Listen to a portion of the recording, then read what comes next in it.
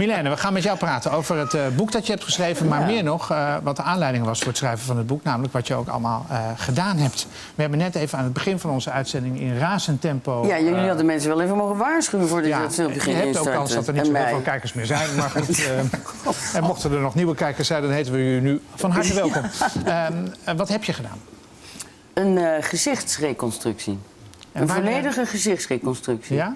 Dat betekent? Nou, een veroudering van een gezicht, dan gebeuren er 3 dingen. Je krijgt hang. Je kijkt naar niemand nu, Nee, je krijgt hang. Hoeft ook niet. Je krijgt verslechtering van de huid en je krijgt volumeverlies.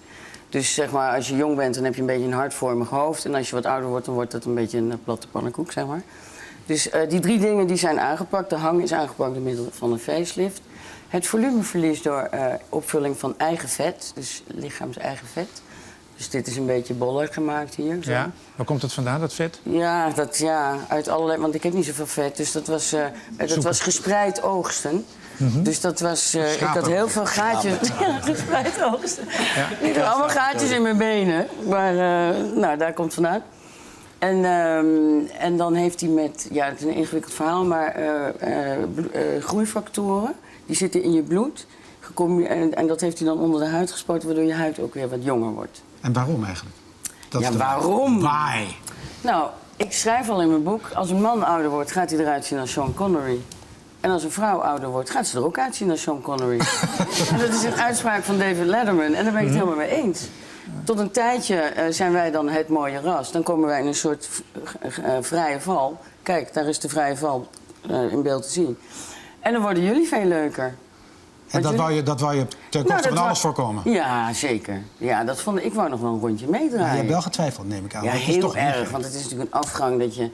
Kijk, als je denkt, nou ja, een sterk mens heeft dat allemaal niet nodig om gelukkig te zijn. En het is ook wel een beetje een afgang dat je dat nodig hebt. Dus er is een hele grote tweestrijd in je hoofd, wel, niet. Maar je zegt, ik wou nog een tijdje meegaan. Ja. Daarmee suggereer je dat als je dat niet had gedaan... Wat je wel gedaan, dat je niet een tijdje was Nou, ik was er niet klaar om naar de volgende fase te gaan. Wat had je dan gemist? Nou, ik was er niet klaar om naar de volgende levensfase te gaan. En dat is thee drinken op de bank, intellectuele gesprekken voeren... en allemaal moeilijke boeken lezen. En niet meer naar Mysteryland of naar de Gay Pride of uit. Maar dat heeft dan niks met je uiterlijk te maken? Ja, wel bij vrouwen. Wel, jawel. Maar als vrouw kun je toch heel makkelijk naar de Gay Pride, denk ik, of niet? Ja, maar nee, natuurlijk kan ik naar de Gay Pride. Nee, maar ik bedoel meer dat het op een gegeven moment dan merk je... Ja, waar ik een beetje mee vergelijk is als je in de draaimolen zit, je lekker draaien in de wind door je haar en zo. En op een gegeven moment gaat hij langzamer draaien. En dan denk je, ik wil nog niet. Ik wil nog niet dat het afgelopen is. En dat is eigenlijk het gevoel wat ik een beetje kreeg. Had je er vroeger tegen verzet toen je zag dat andere vrouwen... Ja, ik was er zo tegen. Ik dacht, ja, waarom doe je dat nou? En dat gevecht, dat verlies je toch. En dat heeft toch geen zin. Maar ik heb heel veel beren op de weg gezien. Van, ja, mijn zusje is bijvoorbeeld jonger dan ik. Die gaat er nu misschien ouder uitzien. Heeft ze dan niet het gevoel dat ik van haar wegloop? Want ik hou van haar, dat wil ik allemaal niet. Dus je doet het niet zomaar. Maar je doet het misschien toch, het hoge woord moet eruit, voor mannen. Want mannen beoordelen jou. Dat is waar het om gaat, of niet? Nou, ja... Dus dat is een beetje dubbel daaraan. Dus je doet het is heel dubbel. Het is heel dubbel. Aan de ene kant denk je, ja, ik wil sterk genoeg zijn dat ik dat niet nodig heb. Maar als mannen niet meer naar je kijken, ongeacht of je ze wil, hè... Maar als ze niet meer naar je kijken van... Jij praat liever met een vrouw waar je de liefde mee wil bedrijven... dan met een vrouw waar je niet de liefde mee wil bedrijven. Ik weet niet of ik een goed voorbeeld ben. Nou ja, Herman Brusselmans die zei dat gewoon echt tegen mij. Die zei, ik kan niet eens praten met een lelijke vrouw... want het interesseert me niet wat ze te zeggen heeft. Ja, maar dat is Herman Brusselmans voor jou de norm? Ja, nou, maar hij zegt dat gewoon. Maar is voor jou de norm? Nee, dat is niet de norm. Ik chargeer. Want je moet natuurlijk, in dat boek chargeer ik ook. Natuurlijk chargeer ik. Maar het is wel een klein beetje waar het om gaat. Je wil niet voor spek en bonen... Je wilt niet dat dat allemaal niet meer is. Maar het vreemde is dat in jouw boek... ik noemde het net al even aan het begin... bijvoorbeeld de vader van jouw kinderen... niet of nauwelijks herkende dat je iets had gedaan. En die zei meer van... Nee, ja, het is nee, maar de vader van mijn kinderen die zie ik ook veel te weinig. Want die heeft, ik zou hem vaker willen zien. Dat is niet iemand die mij dagelijks ziet. Maar dan zou het juist des te meer opvallen. Want hij heeft je dan een tijd niet gezien en je hebt je laten... maar het is heel gek. Dus mensen zeggen, ik hoop niet dat je Marijke Helwegen wordt. Ik hoop niet dat je Connie Breuk wordt. Nee, dat wou ik niet. Dus ik zei tegen mijn arts, ik wil een niet geopereerd effect. Ik wil niet dikke lippen. Ik wil niet dat dit helemaal zo staat en allemaal strak staat. Dus, en op de een of andere manier lijkt het net alsof als je dat dan laat doen... Hè, want iedereen is bang dat je dan eruit gaat zien als een opblaaspop. En als je het dan gedaan hebt, dan lijkt iedereen toch een beetje teleurgesteld... dat het zo subtiel is, weet je wel. Dan denk ik, nou, ik ben eigenlijk wel blij. Jij iets laten verbouwen? Maar jullie doen toch ook wel... jij doet wel een beetje botox. Dat het van mezelf valt.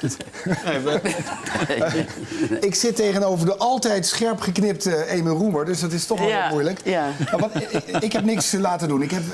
Best word ik altijd verzorgd hier. Ja. Maar ik vraag me toch wel af, is het nou eenmalig of moet je dit bijhouden? Moet je nou na 2 jaar terug naar ik hoop niet dat ik een knutselaar word. Okay. Nee, ik hoop niet dat ik een knutselaar word. Dat heb je gevraagd, neem ik aan. Over hoe lang blijft het goed? Ja, daar kun je niks van zeggen. Bij de ene persoon blijft het heel lang goed. Kijk, mannen doen het namelijk ook regelmatig tegenwoordig. En die hebben ja, dan hoef je niet zo gek te kijken. Ik kijk helemaal niet gek, maar ik zit hier met 5 mannen. Ik zal de eerste zijn. Je ziet er geweldig uit. Ja, nou, dankjewel. Tegen Roemer was je een stuk minder vriendelijk. Ja, die ziet er ook geweldig uit. Alleen die heeft de verkeerde argumenten. Nee, maar het hangt... Je snapt ze nog niet. Je weet niet hoe lang het blijft. Dat is ook raar. En dan vraag je ook af... Als ik nou voor de tweede keer weer dat ik weer zo ongelukkig word voor de spiegel... ga ik dan weer een sprintje trekken met validiteit? Hoe kijkt u er eigenlijk naar? Want u bent toch de vleesgeworden exponent van de maakbare samenleving. Nou. En dit is de maakbare samenleving. Ja, wat wil je weten? Of ik er zelf aan toe ben? Nee, ik ben er zelf geloof ik nog niet aan toe. Maar wat vind je ervan dat ik dat gedaan heb?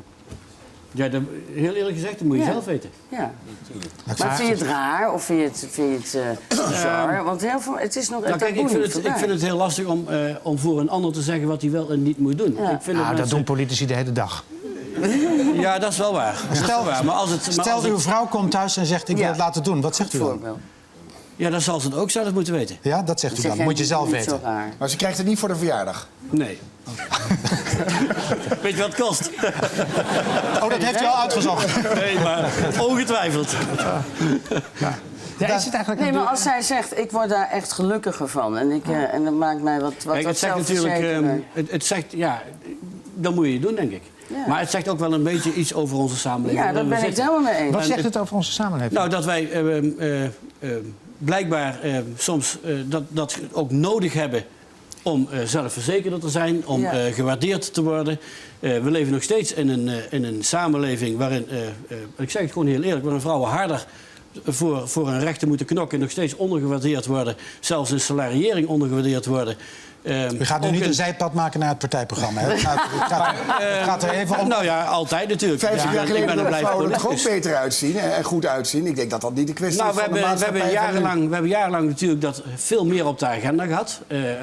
Af en toe sloegen we daar misschien ook een beetje in door. Maar nu lijkt het wel of je het er helemaal niet meer op de agenda mag hebben. En ik denk dat er nog steeds heel veel situaties zijn waar je denkt van nou, daar mag wel eens veel meer aandacht voor zijn. Milène, wat kost het? Want daar werd wat ik heb laten doen, kost een kleine €15.000. Ja, dus het is in die zin ook niet voor iedereen bereikbaar. Nee, dat wordt geen verjaarscadeautje. Nee. Echt niet? Nee. Voel je je nu veel beter? Nou, ik ben niet helemaal... Ik loop niet door het huis die jubel van wauw, en ik ben eindelijk...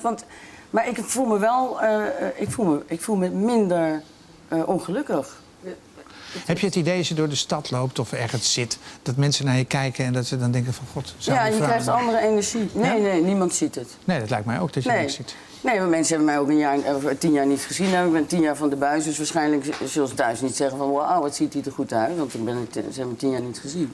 Maar ben je nu klaar? Want je hebt dus het gezicht laten doen. Maar er zijn nog van allerlei andere dingen die je kan doen. Je kan je handen laten doen of je nek of weet ik veel wat allemaal. Ja, nou, ik ben er heel erg voor op mijn hoede. Dat ik nu niet naar de spiegel ga zitten kijken van wat klopt er nog meer niet. Want het is wel verslavend, of niet? Je moet jezelf dat wel, je moet daar een goed gesprek met jezelf over hebben. Want het is wel, ja, als je dit eenmaal hebt laten doen, en dat is het engste wat je kan laten doen, want ik vond het ook doodeng, dan is het natuurlijk een heel klein stapje om, oh, nou, dit een beetje en dat een beetje, en zus een beetje en zo een beetje. Maar zijn neptieten niet bij de prijs inbegrepen, bijvoorbeeld? Nee. Nee? Wat zeg je dat? Heb je daarover dat respectloos, meneer Witteman? Dat ben ik niet van u geweest. Nee, maar die zo heet die dingen.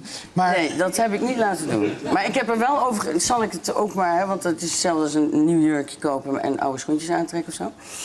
Maar nee, ik dacht, ik ga eerst eens even kijken hoe het plaatje nou in zijn geheel eruit ziet. En het ziet er goed uit. Is het zo, want het punt wat Roemer net noemde, dat je dat ook zo voelt? Laten we zeggen, een soort sociale druk of zo? Of dat, Nou, het is gewoon puur, ik wil nog een rondje mee. Ik ben nog niet klaar met spelen of zo. Ik ben misschien een beetje een infantiel mens die... mijn gezicht paste niet meer bij hoe ik me voelde. Bij je hoofd. Zeg maar wat er in het hoofd zat. Ja. Maar daar kun je ook een psycholoog voor inhuren. Ja, maar dit is veel minder gedoe. Ook wel, ik dacht dat je zou zeggen kostbaar. Nou, ook. En makkelijker. En verder is er niet zoveel met mij aan de hand met de binnenkamer. En dit is gewoon... En ik vind het ook wel leuk om te laten zien aan mensen. Want ja, de enige facelift die je ziet, dat is de mislukte facelift. Want die valt op. Ja. Om te laten zien dat je er ook nog normaal kan uitzien. Ja. Dus ik denk dat heel veel vrouwen... Wie zie jij waarbij het mislukt is? Nou, Marijke Helwegen, dat ziet er niet uit. Is dat de enige? Ja, die vrouw die heeft hetzelfde als wat een anorexia-patiënt heeft. Die kijkt naar de spiegel en dat is haar werk geworden. Haar werk is om een model te zijn waarin je kunt zien dat dat allemaal niet helemaal gelukt is, toch? Daarom is zij zo bekend geworden, of niet? Nee, nou, volgens mij denkt zij dat ze beeldschoon is. Nou, dat is een win-win situatie. Ja, ik vind het ook een heel leuk mens. Ik ben ook blij dat zij denkt dat ze heel mooi is. Maar ja, ik denk dat zij heel erg is doorgeschoten. En dat zij niet meer echt ziet wat er aan de hand is in de spiegel. Milène, om nog iets aardigs te zeggen. Nog iets aardigs. Het is heel leuk opgeschreven met gevoel voor humor en zelfspot en wat iets meer zei. En het smaakt misschien niet naar meer, maar het is wel... voordat je eraan begint, even smoelwerk lezen, zou ik zeggen. Ja, oh, dat is lief. Denk jij trouwens dat het een leuk cadeau is voor Moederdag? Of is dat juist niet? Een beetje van die moeder af. Het kan natuurlijk ook zijn dat je dan toch misschien een hint geeft die niet die je misschien niet bedoelt. Ja, maar zo bedoel ik het eigenlijk dan niet. Nou ja, we gaan het zien.